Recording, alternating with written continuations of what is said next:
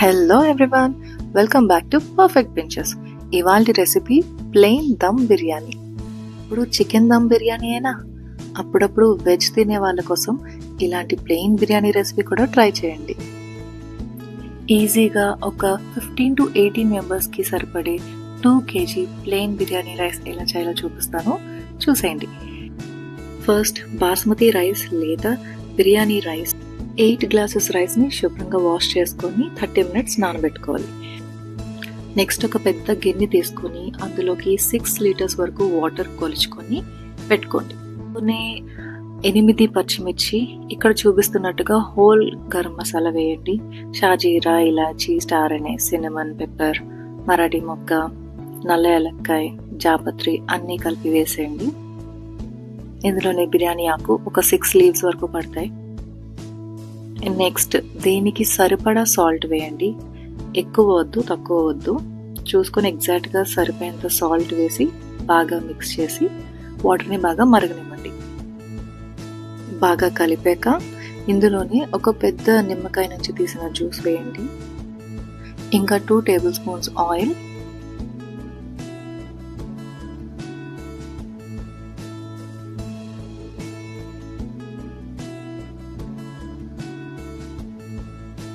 Next కొత్తిమీర, పుదీనా తరుగు వేసి బాగా మరగనివ్వండి. ఇప్పుడు మసాలా కోసం వేరొక పెద్ద ప్యాన్లో పచ్చిమిర్చి ఇంకా కొత్తిమీర, పుదీనా తరుగు వేసి ఒక 10 ఆనియన్స్, ఫ్రైడ్ ఆనియన్స్ వేసుకున్నాను. ఇది ఎలా చేస్తానో ఒక షార్ట్ వీడియో కూడా అప్లోడ్ చేశాను, అది కింద అటాచ్ చేస్తాను, చూడండి. ఇందులోనే మళ్ళీ హోల్ గరం మసాలా కొంచెం వేసుకోండి. నెక్స్ట్ కసూరి మెథి, 1 cup దాకా పడుతుంది. 1 cup కసూరి మెథి.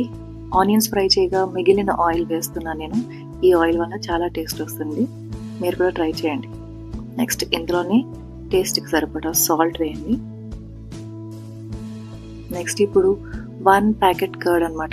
1 kg రైస్కి 200 grams దాకా కర్డ్ పడుతుంది. 2 kg రైస్ కాబట్టి 400 grams పెరుగు పడుతుంది.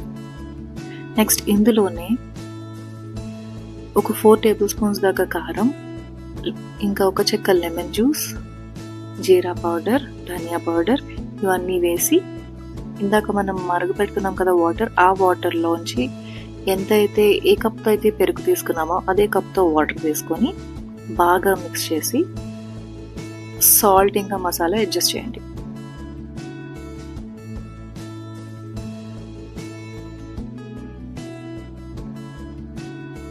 కన్సిస్టెన్సీ కొంచెం థిక్గా అనిపించింది, అందుకని ఇంకొంచెం వాటర్ తీసుకొని యాడ్ చేశాను.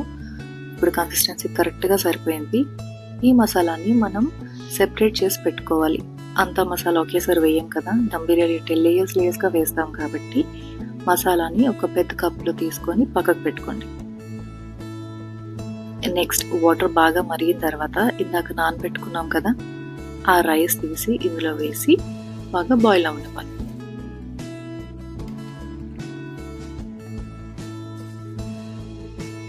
ఇప్పుడు టైం ఫర్ లేయరింగ్. 50% దాకా రైస్ ఉడకనిచ్చి ఆ రైస్ని 2 వాయిల్ దాకా ఇక్కడ వేయండి. ఈ మసాలా పైన వేసి అడ్జస్ట్ చేసి నెక్స్ట్ దానిపైన మళ్ళీ మసాలా వేసి ఒక 70 to 80% దాకా ఉడికిన రైస్ని వేసి అలా 3 times మనం లేయరింగ్ చేసుకోవాలి. చాలా టైం టేకింగ్ ప్రాసెస్లా అనిపిస్తుంది కదా, మరి టేస్ట్ కావాలంటే ఆ మాత్రం కష్టపడక తప్పదండి.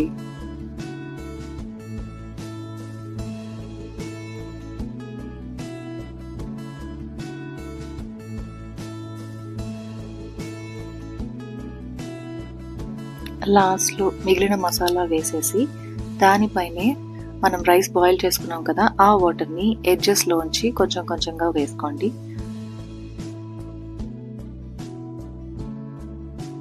ఇప్పుడు ఫ్రైడ్ ఆనియన్స్ ఇంకా కొత్తిమీర తరుగు వేసుకొని మూత పెట్టేసి ఒక 30 minutes లో ఫ్లేమ్ మీద కుక్ చేసుకుంటే పర్ఫెక్ట్గా కుక్ అయిపోతుంది.